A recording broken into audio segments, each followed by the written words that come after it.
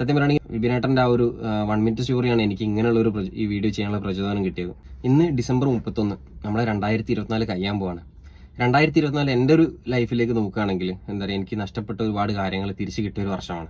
പിന്നെ ഞാൻ ഞാൻ എൻ്റെ ഒരു യൂട്യൂബ് ജേണി ഈ ഒരു ഇൻസ്റ്റാഗ്രാമിലും അല്ലെങ്കിൽ യൂട്യൂബിലൊക്കെ സജീവമായി വീഡിയോസൊക്കെ ചെയ്യാൻ തുടങ്ങിയതും ഈ ഒരു വർഷത്തിലാണ്. ഈ ഒരു വർഷത്തിന് എന്താ പറയുക, ഒരുപാട് തവണ റിജക്ഷനും കാര്യങ്ങളൊക്കെ വന്നിട്ടുണ്ടെങ്കിലും അവസാനം എൻ്റെ ആ ഒരു ആഗ്രഹം, ആ ഒരു യൂട്യൂബിൻ്റെ മോണിറ്റൈസേഷൻ അപ്രൂവൽ ആയ ഒരു വർഷം ഈ ഒരു 2024 ഞാൻ തുടങ്ങിയതും ഈ ഒരു വാഹനത്തിൽ ഇരുന്നുകൊണ്ട് തന്നെയാണ്. ഇന്ന് ഈ ഒരു വീഡിയോ ചെയ്യാനും ഈ ഒരു വാഹനം തിരഞ്ഞെടുക്കാനുള്ള കാരണവും അത് തന്നെയാണ്.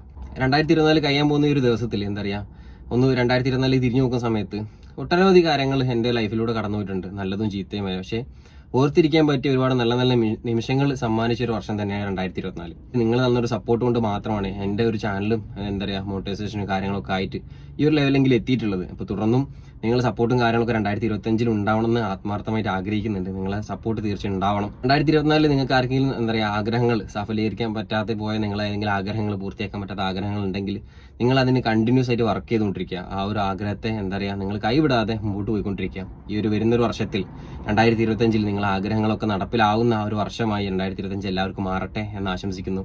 എല്ലാവർക്കും ഹാപ്പി ന്യൂ ഇയർ.